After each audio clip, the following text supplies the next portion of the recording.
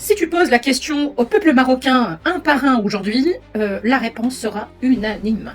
C'est-à-dire que la réponse de chaque citoyen marocain sur le sol marocain ou éméreux sera exactement la même. Le sentiment qu'on a eu à l'égard de ce match, le dernier, c'était pas un match de foot. Non, non. C'était de la bassesse, c'était de l'ingratitude, c'était une trahison dans le sens du terme, mais dans tous les sens du terme. C'était une... voilà, un coup porté par des gens que tu crois être tes amis ou tes frères ou tes sœurs ou autres, et au final tu te rends compte que ces gens-là c'est des traîtres. Mais pas n'importe quel traître, c'est des traîtres de première catégorie, première classe. Alors vous allez me dire le peuple sénégalais, je ne parle pas de tout le peuple sénégalais, d'accord? Parce que généraliser ça serait de la foutaise et vraiment pas terrible du tout. Donc on parle d'une équipe, on parle d'un représentant de la fédération du foot que lui-même est corrompu, et j'ai plein de vidéos qui l'attestent, où ses propres médias et son propre peuple souffrent de ça. Et en plus d'un entraîneur qui a mis sa main dans la main du petit démon, hein, parce que le diable, on le connaît, il a une autre tête et on le connaît très très bien. Voilà.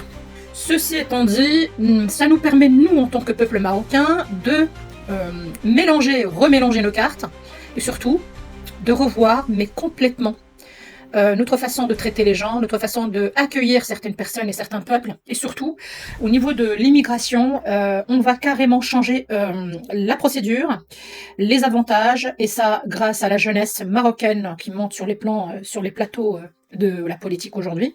Je pense que c'est une occasion en or pour faire attention à pas tomber dans le piège, parce que on apprend des leçons de ceux qui ont fait des erreurs, hein, comme les pays européens qui ont accueilli un monde pas possible et au final ils se plaignent et c'est la crise. Donc là, il faudrait peut-être vérifier certains éléments et choisir une immigration intéressante, c'est-à-dire voilà, une immigration plus intéressante sur le plan intellectuel, sur les diplômes, plein de choses. Donc voilà, donc on va pas ramener une immigration qui est déjà en difficulté pour nous mettre encore plus, nous, dans notre pays, en difficulté. Donc j'en appelle à toute la jeunesse marocaine et à tous les politiques, justement, on va faire en sorte que ça change, on va faire en sorte que tout ça, notre voix en tant que Marocains, éméreux et autres, arrivera coûte que coûte, et à 100%, on y arrivera tous ensemble. Donc mes frères marocains, voilà, qu'on mette la main dans la main, qu'on soit unis pour justement faire en sorte que notre pays soit encore mieux, de mieux en mieux.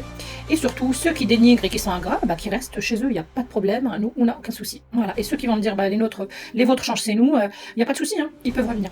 Ça ne nous dérange pas. Voilà. On a tout ce qu'il faut pour justement que ces gens-là trouvent leur place. Les entreprises, il y en a plein, il y en a de plus en plus. Les opportunités, il n'y a que ça. Les investissements, les entreprises, etc. L'État donne des faveurs aux Marocains et donne des avantages pour créer des entreprises. Donc c'est pas ça qui va changer la vie des gens. Allez, sur ce, je vous souhaite une bonne journée et surtout, réfléchissez. Je pense qu'il faut vraiment...